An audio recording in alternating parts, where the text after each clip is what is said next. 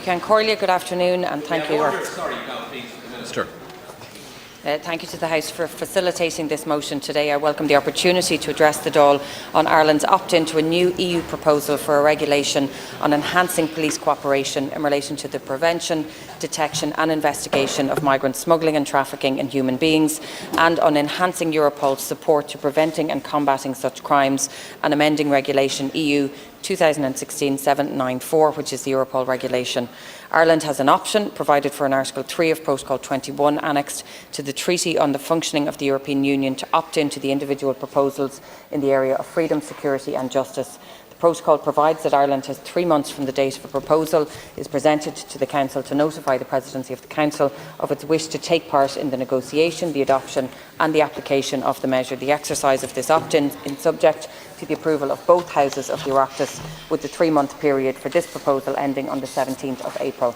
The European Commission published this proposal for a regulation in November of last year with the intention to enhance police cooperation in the fight against migrant smuggling and trafficking in human beings. The Commission is also seeking to amend certain provisions of the Europol regulation. Europol is the European Union Agency for Law Enforcement Cooperation. Its mission is to support EU Member States in preventing and combating all forms of serious international and organised crime, cybercrime and terrorism. With regards to migrant smuggling, it's clear that smuggling to and within the EU is reaching new heights.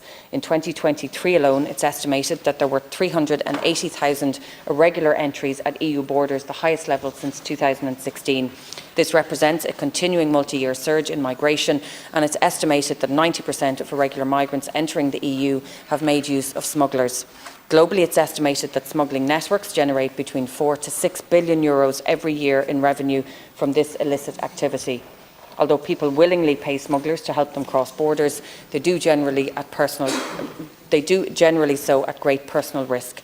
Migrant smugglers often use violence, or indeed the threat of violence, against irregular migrants to ensure their compliance or force them to pay smuggling fees. Migrants are often endangered by the methods used by smugglers to move them across borders, and we have unfortunately seen the challenges and the very severe risks that people put themselves in when they take this route, with the heinous crime taking a staggering humanitarian toll. Too many lose their lives or at risk of serious harm or exploitation, such as the risk of being trafficked.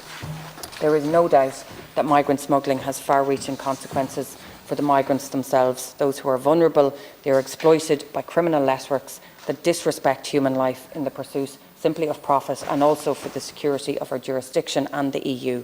This common and complex challenge requires common and multifaceted solutions. The European Commission has therefore put forward this proposal for an EU regulation as part of a package of measures to modernise the legal framework to fight migrant smuggling. The regulation is accompanied by a proposal for a directive on preventing and countering the facilitation of unauthorised entry, transit and stay, by which Ireland is automatically bound, and by a global alliance to countering migrant smuggling. The new directive will allow EU Member States to effectively prosecute and sanction organised criminal networks responsible for migrant smuggling, harmonise legislation and penalties, and expand jurisdiction to cases in which non-EU nationals lose their lives. The Global Alliance to Counter Migrant Smuggling will focus on prevention and alternatives to irregular migration, including addressing the root causes of irregular migration and facilitating legal pathways as a key deterrent for smuggling. Together, this package of measures will ensure the necessary legal and operational tools are in place to mitigate what is a worsening crime. I'll provide more detail now about the specific element of this package of measures that is under discussion today, the proposed regulation to enhance police cooperation in the fight against migrant smuggling. This regulation will step up the prevention, detection and investigation of migrant smuggling and trafficking in human beings by strengthening interagency cooperation and coordination at EU level, by improving information sharing and reinforcing the support available from Member States and Europol. The regulation will establish in law the European Centre Against Migrant Smuggling at Europol as a Union centre of expertise for combating migrant smuggling and trafficking in human beings. It provides for the composition of this centre, which will bring together Europol staff, representatives of each Member State, liaison officers from Eurojust, which is the EU Agency for Criminal Justice Cooperation, and Frontex, which, as we know, is the European Border and Coast Guard Agency, and may also include representatives involved in Union operational priorities in this particular area. The task of this centre will include providing strategic analysis and threat assessment, supporting the implementation of strategic and operational priorities, monitoring trends in migrant smuggling and trafficking in human beings, identifying cases that may require advanced operational support, coordinating, organising and implementing investigative and operational actions to support individual member states, and supporting the coordination, the cooperation and exchange of information among member states.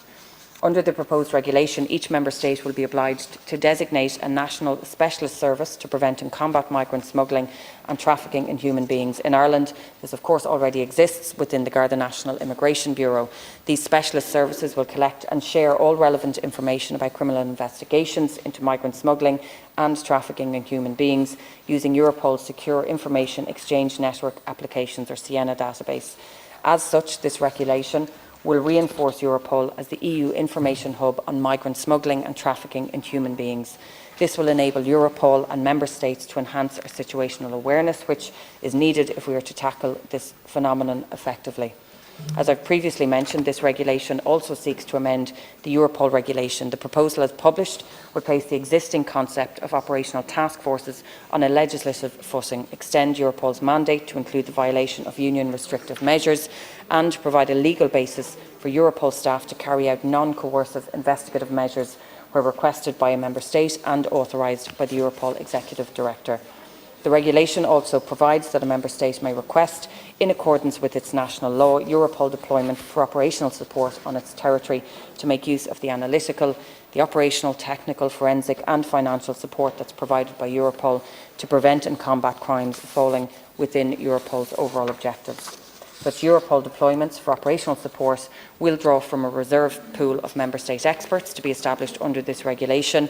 The details of this reserve pool remains to be finalised as negotiations progress, but it is envisaged that it will include, for example, specialists in criminal analysis, forensics, investigation, languages and coordination. And obviously that's why we're opting in now, so that we have a say in that process and that we can contribute to what the final outcome will be. In order to fulfil the objectives of the regulation, the Commission is proposing to increase the financial and human resources of Europol. It's estimated that an additional budget of about €50 million and about 50 additional posts would be needed for the overall period of the current multi-annual financial framework, which is from 21 to 27. This will come from the Union budget and ensure that Europol has the necessary resources to carry out fully and effectively the new tasks that are described in this regulation.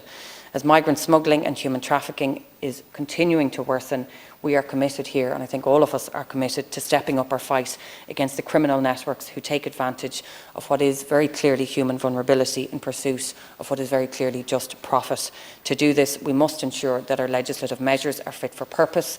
This proposal for a regulation will help us to ensure that police services right across the EU, including our Garda Síochána, can cooperate with one another to the greatest extent to combat this dreadful crime. The Office of the Attorney General has advised that there are no legal impediments or constitutional obstacles to Ireland electing to opt into this, to participate and be bound by this measure pursuant to Protocol 21.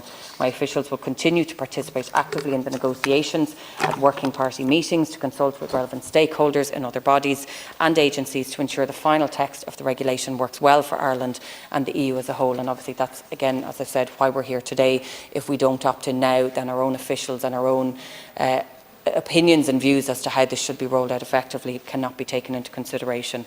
By opting into the measure, we will join our European colleagues to help solve, or to try to solve, some of what is such a significant challenge. Therefore, the Government has no hesitation in commending this motion to the House. Really, in a nutshell, this is making sure that we codify so much of what happens at a European level already. It's making sure that we have enhanced cooperation between Garda Síochána and all of the police forces across Europe.